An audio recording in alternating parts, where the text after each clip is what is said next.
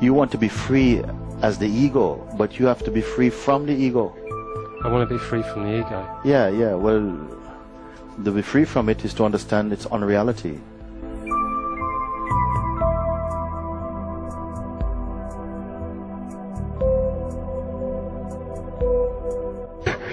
But like, you know, I really want to get it, and I do get it.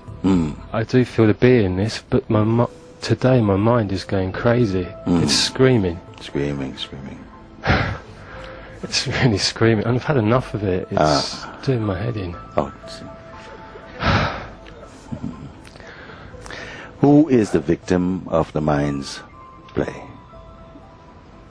Who is the victim of the mind's play?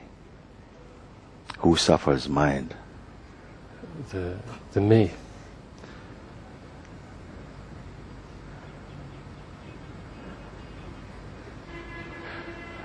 Consciousness as well suffers because it's mixed with the me. You've understood this? Yeah. I've been trying to get this across for some time. Yeah, absolutely. Completely. The consciousness itself is also suffering through its association with the mind, because when you say me is a blend somehow of that consciousness, because they cannot even be ego by itself without the support of consciousness. Ego is aspect of consciousness also. What we call ego, which is usually a mix of our conditioning, belief, identification, the belief I am the body. All of that seems to have joined itself onto the consciousness, and the consciousness has accepted this modification and is functioning like this. So the aspect of itself, which is the identity with the body-mind, is feeling the pressure of being in that state, especially now that you have tasted freedom. You have a sense of the immensity of being. The peace which is not dependent on anything else. The joy which has no story, just the joy of being. You're self-tasting. And arising out of that now is an intolerance for suffering. I don't have to suffer. I really don't want to suffer. I don't want to suffer now. I don't know what to do.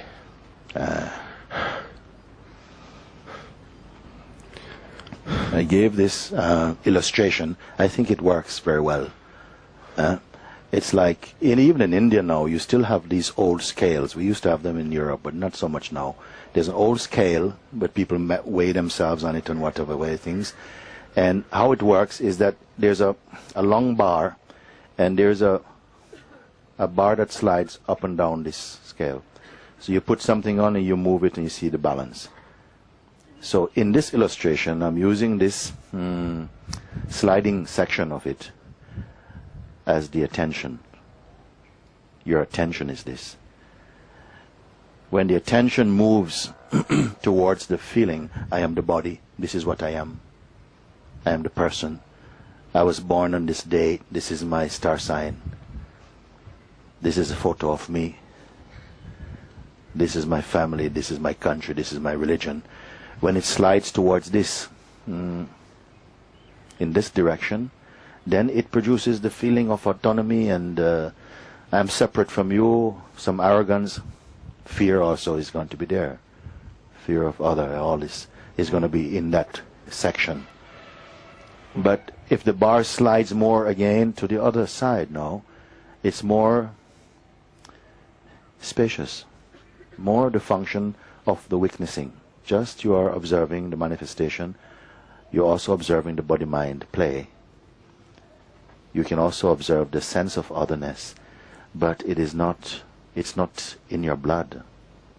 It's different. There's some distance, there's some detachment also. There's space. And there's a natural sense that I am not that. I'm only the witness of this. It feels when I get close to that, then the fear really starts screaming and my attachments come really strongly. And it's like bashing my head against the wall, you know. Okay. It's like, let's take I don't a know look. what to do.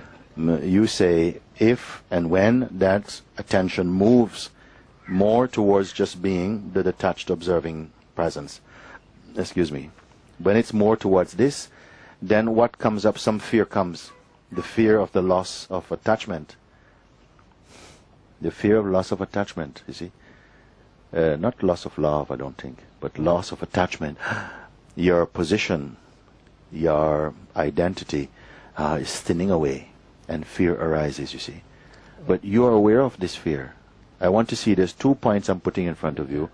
One is, can you continue just observing from a position of neutrality? Absolutely, I really am aware of this completely. Right. Completely. But it doesn't stop this. And okay, let's go back and do a gentler step. Let's look at what the fear of attachment is about.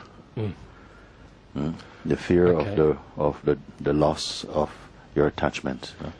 I have to expose one attachment is the idea of finding an ideal relationship. Ideal relationship is big attachment. It's actually my biggest attachment. And biggest desire, not attachment. Yeah, desire. Big desire. I want to throw it out the window, but I can't. It's like really difficult. Okay, it's okay. We can still proceed with the inquiry. It's not going to sabotage the inquiry. Okay.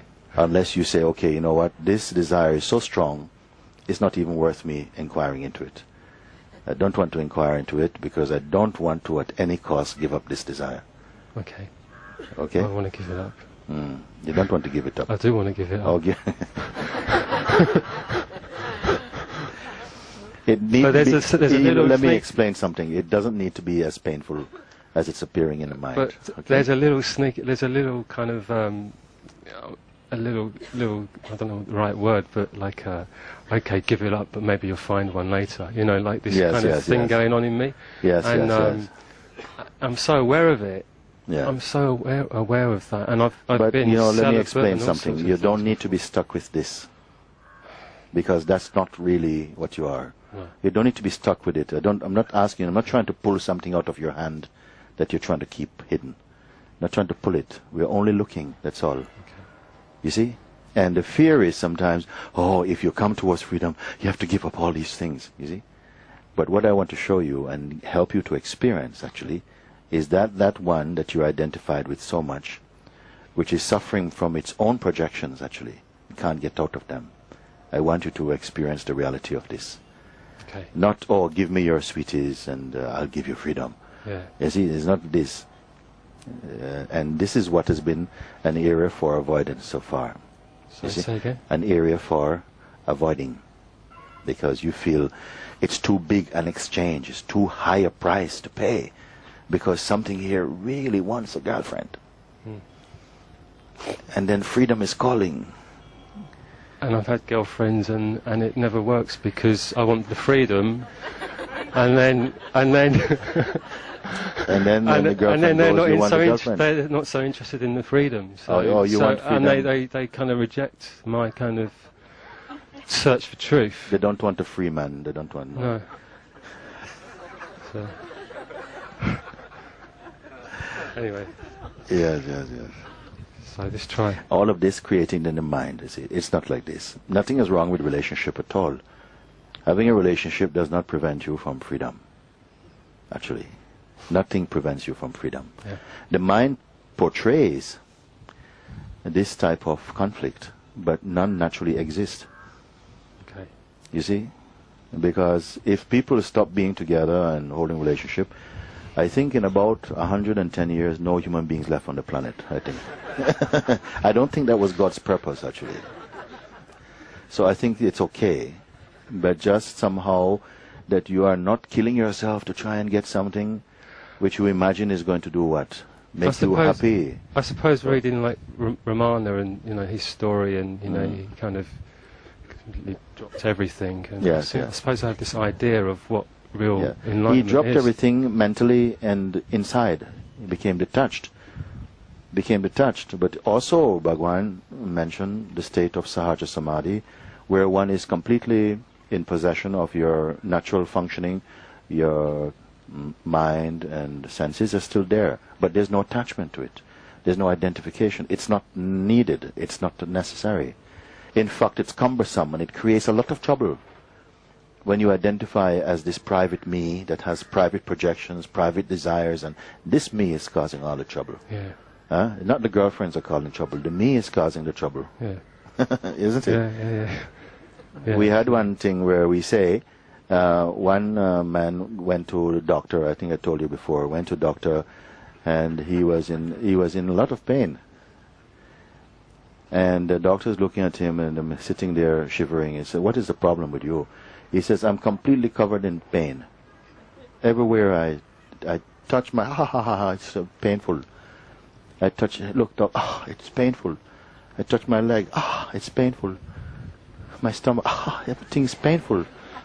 Everywhere I touch my, it's painful." So the doctor said, "I've never heard anything like this.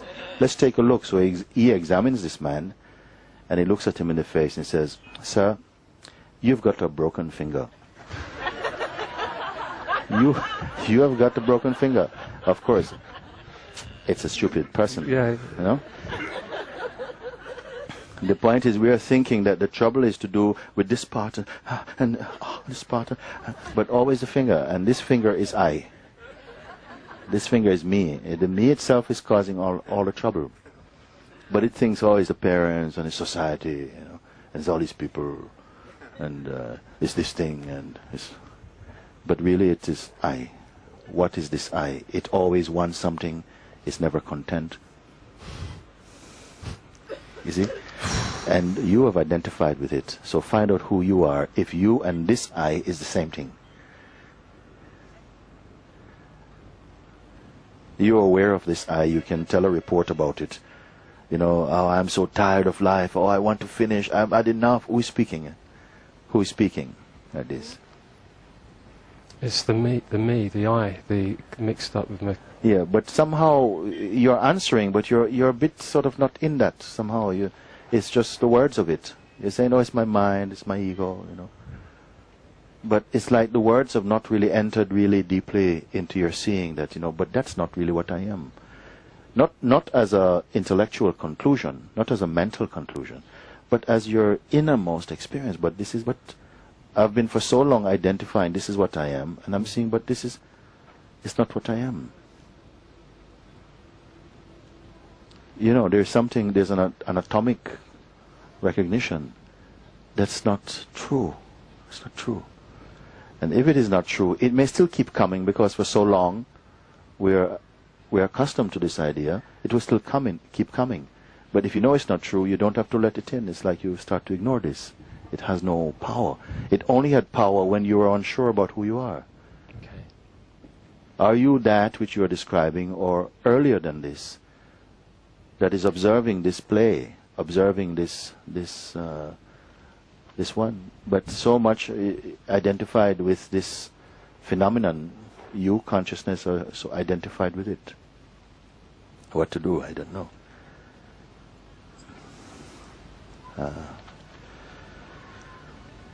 Because we have had this conversation a few times, no?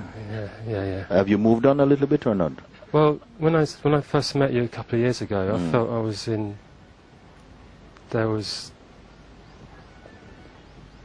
felt an energetic space. Because if you say, I have strong desire for a partner, I have strong desire for maybe other things, I don't know, I have a strong desire, but at the moment, top of the list is you want a relationship with someone. Well, it's not the strongest desire. The strongest desire is to be free from it.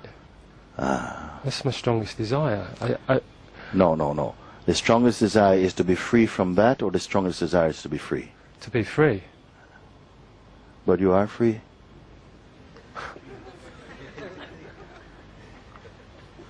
But you must determine what it is that you are, that is free. I am. Yeah. But, you want to be free as the ego, but you have to be free from the ego. I want to be free from the ego. Yeah. Well, to be free from it is to understand its unreality. To be free from it is to understand its unreality. Well, I mentioned that. And to know who you are, who is perceiving that. What is perceiving even the sense of ego? And is that deeply concerned about ego or not? what is aware of even the sense of ego?